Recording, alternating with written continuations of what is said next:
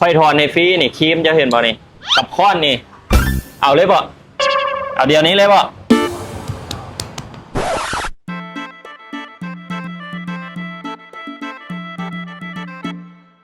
ไปเขาลงหมดแล้วโอ้ ใส่นี่เอาเล่นมาแปลงว่ะ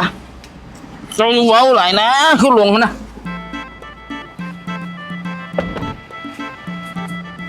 สบายดีไอ้สบายดีเลย มียังเห็นน้องช่วยเหลือ อันจังซี่อันคือแค่ว่าเมียค่อยเราเจ็บเบิดคืนเลยบ่ได้นอนน่ะ โอ้เจ้าคือว่าจังซั่นห้านเฮาแปลงรถได้บ่ได้แปลงแค่คนไหน อันนั้นเพราะว่าสิเอาเมียไปขัวแค่วเนาะแล้วรถหันมันดังอยู่ในมันย่ำคือแค่วตะกะแตนเนี่ยแล้วส่งใส่นี่ซีเมนต์จักแตกอยู่ไหนหันเนาะก็เลยว่าเอามาแปลงแล้วจังสิพาเมียไปห้องหมอแปลงแค่ว โอ้แสดงว่าค่อยเข้าใจผิดเนาะคิดว่าเจ้าสิพาเมียมาถอนแควอยู่นี่บ่แม่นเนาะแล้วฮู้ยังได้ว่ามันจักแตกนี่ เพราะว่ามันย่ำนี่นะมันย่ำแหงนะ ได้เดี๋ยวเขาเป็นน้ำสร้างผู้ที่เพิ่นชำนาญมาให้หากมาแต่อิหร่านใหม่ๆเนี่ยเอาสร้างรวมกับเราได้นี่เอาไปกวนให้เราเบิ่งได้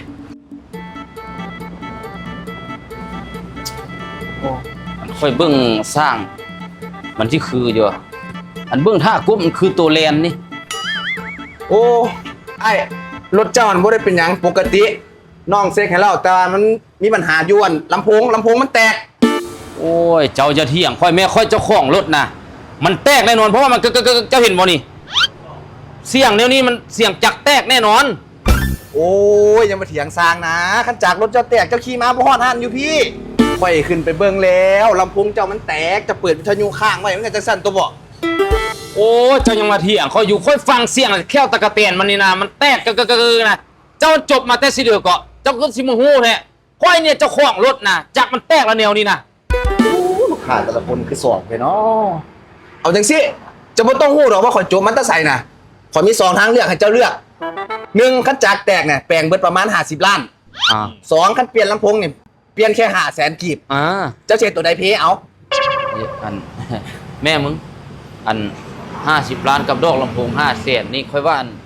แต่งตัว5 แสนนี่ก้อนเป็นอย่างละแค่วเจ้าบ่ฟ้าวเนาะเอาไว้ก้อนอันเอาแต่งตัว5 แสนนี่ก้อนซะ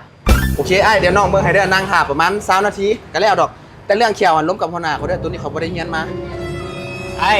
เรื่องแควเมียเจ้านะค่อยถอนในฟรีนี่ครีมจะเห็นบ่นี่กับค้อนนี่เอาเลยบ่เอาเดี๋ยวนี้เลยบ่ โอ้เท่าแค่วค่อยดีแล้วเว้ย โอ้เห็น ดี ค้ แท้ อน เลยดีแท้เลยสร้างเลยแปลงไปๆเด้อสร้างเด้อ เห็นค้อนกับครีมแล้วมาเซาจะ ไป โอ้เห็นค้อนกับครีมแล้วเซาเนาะไงเนาะระวังมือหน้าน่ะมาซ้อค่อยเองนะ อู้เท่าห้านต้นโมบิดนี่นะเจ้าของนี่นะบอกคือนักเลงแท้เจ้านี่บอกสร้างนี่แปลงให้ไวไว้อันสร้างเอ้ยสร้างอันเจ้าแค่วแป้งไวๆนี่เด้อค่อยฟ้าวเด้อเป็นฮ้อนๆหุ่นๆแล้วค่อยก็ได้ โอเคแล้วไอ้มิตาจ่ายเงินหน้าเคาน์เตอร์เลยเด้อ ไปแล้วไปจ่ายเงินไปจ่ายอะไรเด้อน้องจ่ายอะไรเด้อไปแล้วเก็บไว้เถอะ สวัสดีเด้อไอ้ฮันต้นมุมบิดยินดีให้บริการโอกาสหน้าเชิญใหม่